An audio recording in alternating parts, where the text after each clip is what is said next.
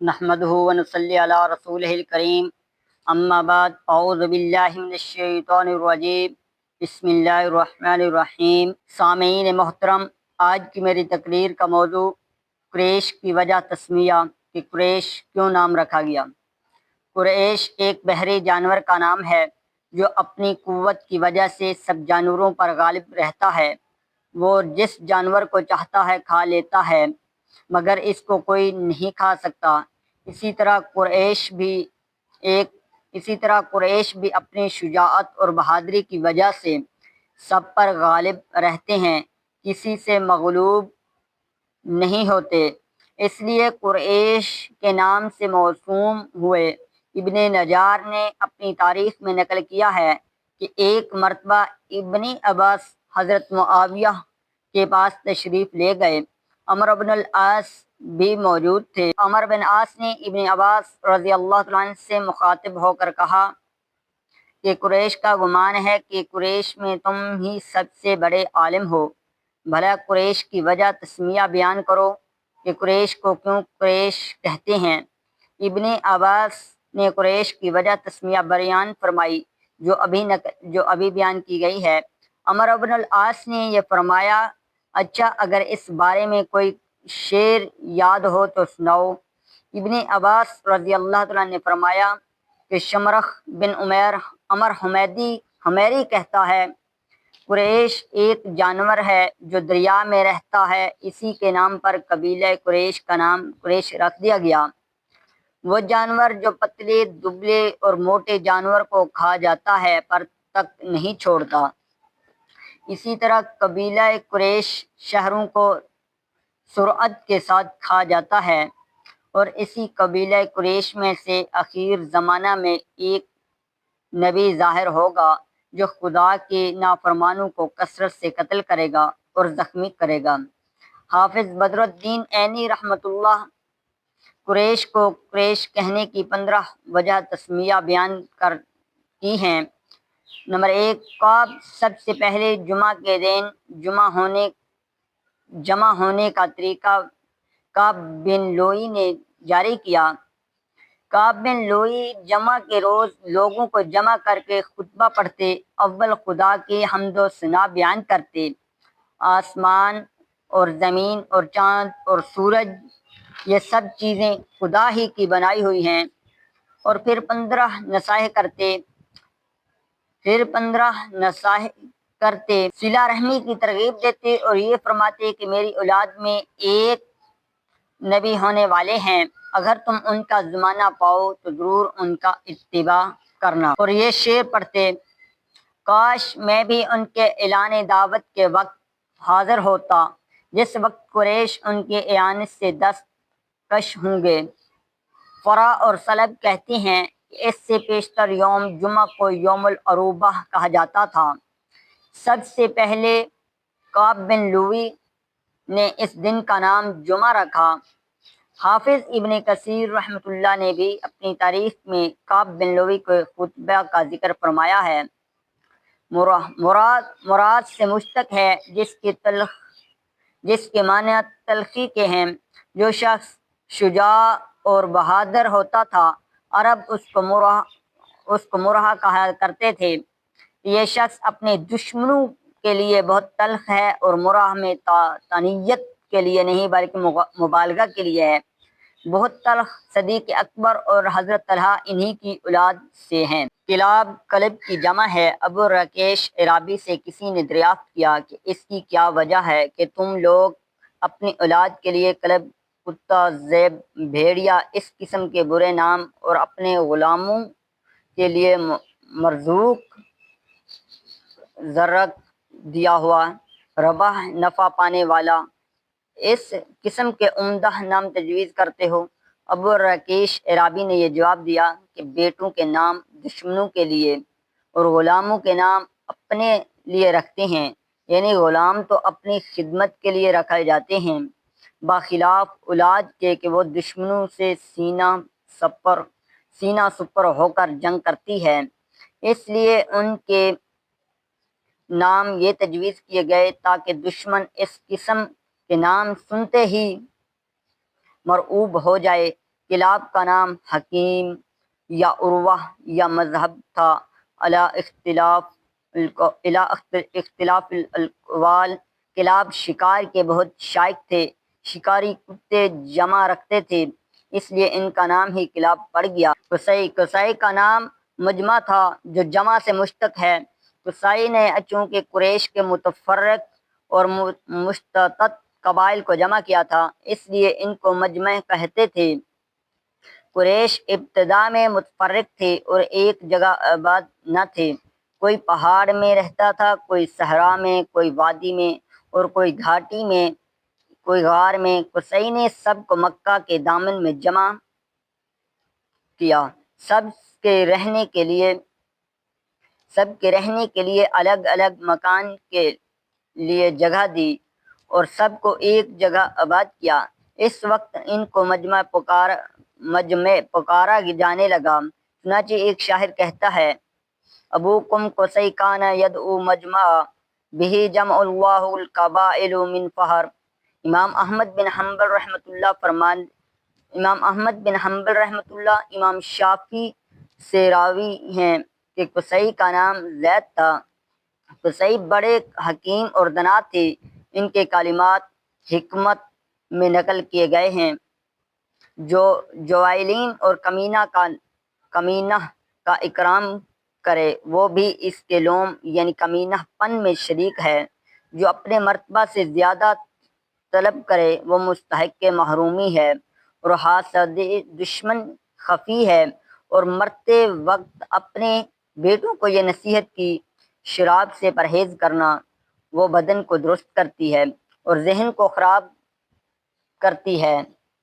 عرب میں قصی کو خاص اقتدار حاصل تھا، تمام لوگ ان کے مطیع اور فرما بردار تھے۔ قصی نے دارالندوہ کے نام سے ایک مجلس مشاورت قائم کی جس میں تمام اہم امور کے مشورے ہوتے تھے۔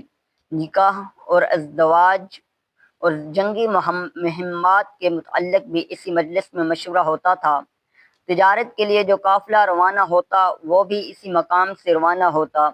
سفر سے واپس آتے تو اول دارالندوہ میں آ کر اترتے۔ گویا کہ دارالندوہ عرب کا باب الحکومت اور پارلیمان تھا۔ حجابت، سقائیت، رفادہ، دارالندوہ اور لوائے صرف قصی ان کے تمام مناصب کے منتہی، تنہا علم بردار اور تمام مہم خدمتوں کے ذمہ دار تھے۔ ان کے بعد یہ منصب عہدے مختلف قبائل پر منقسم ہوئے۔ ان کے علاوہ قریش کے اور بھی منصب تھے جیسے کہ حافظ عینی رحمۃ اللہ نے عمدۃ القاری میں اجمالاً ان کو شمار کیا ہے، جن کو ہم مختصر تشریح کے ساتھ ہدیہ ناظرین کرتے ہیں۔ حجابت، بیت اللہ کی دربانی اور مسجد حرام کی خدمت میں یہ خدمت بنی عبدالدار کے سر پر تھی، جس کو حضرت ابن عثمان بن طلحہ انجام دیتے تھے۔ سقائیت، حجاج کو زمزم کا پانی پلانا، یہ خدمت بنو ہاشم کے سپرد تھی۔ بنو ہاشم کی جانب سے حضرت عباس رضی اللہ تعالیٰ عنہ یہ خدمت انجام دیتے تھے۔ رفادت، فقراء اور مساکین اور حجاج اور مسافرین کی اعانت اور امداد کرنا، اس محکمہ میں محتاجین کی امداد کے لیے کچھ رقم جو چندہ سے حاصل کی جاتی تھی جمع رہتی تھی۔ اس منصب پر وارث بن عامر بن نوفل کی جانب سے مامور تھے۔ امارات، مسجد حرام اور بیت اللہ کی حفاظت، تعمیر اور مرمت حضرت عباس رضی اللہ تعالیٰ عنہ بنی ہاشم کی جانب سے خدمت کو انجام دیتے تھے۔ سفارت، دو فریق کا کسی معاملہ میں مراسلت کرنا، یہ خدمت بنی عدی میں سے عمر بن الخطاب کے سرپرست تھی۔ ندوہ، مشورہ بنی اسد میں سے یزید بن زعمہ بن الاسود مجلس شورا کے امیر تھے۔ قبہ، بوقت جنگ فوج کے لیے خیموں کا انتظام کرنا، یہ خدمت بنی مخزوم کے سرپرد تھی۔ بنی مخزوم کی جانب سے خالد بن ولید اس خدمت کو سر انجام دیتے تھے۔ لواء علم برادری، اس کو عقاب بھی کہتے ہیں۔ علم برادری بنی امیہ کے سپرد تھی، جس کو ابو سفیان اموی حضرت معاویہ کے والد پورا کرتے تھے۔ اینا زمانہ جنگ یا زمانہ گھوڑ دوڑ میں گھوڑوں اور سواریوں کا انتظام کرنا، اس خدمت کو بھی بنی مخزوم کی جانب سے خالد بن ولید انجام دیتے تھے۔ غرض یہ کہ خالد بن ولید زمانہ جاہلیت میں بھی امیر الحرب تھے اور خیرکم فی الجاہلیہ خیرکم فی الاسلام کے پورے مصداق تھے۔ اشناق قبائل کے باہمی مناقشات رفع کرنے کے لیے دیت اور توان کا ادا کرنا، اور جس شخص میں دیت اور توان دینے کی قدرت نہ ہو اس کی اعانت اور امداد کرنا، یہ خدمت بنی تمیم میں سے حضرت ابوبکر صدیق رضی اللہ تعالیٰ عنہ کے سپرد تھی۔ ابوبکر جس کام کے لیے کھڑے ہو جاتے تو قریش ابوبکر کی تصدیق کرتے اور دل و جان سے اس میں اعانت اور امداد کرتے۔ ابوبکر صدیق کے سوا اگر کوئی کھڑا ہوتا تو پھر قریش اس کی تصدیق نہیں کرتے تھے۔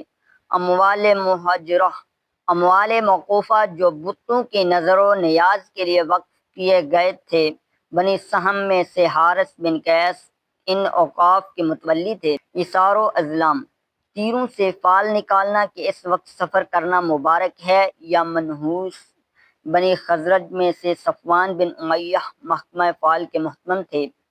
عبد مناف امام شافعی رحمۃ اللہ فرماتے ہیں عبد مناف کا نام مغیرہ تھا، بہت حسین و جمیل تھے، اسی وجہ سے ان کو قمر البطحاء بھی کہتے تھے۔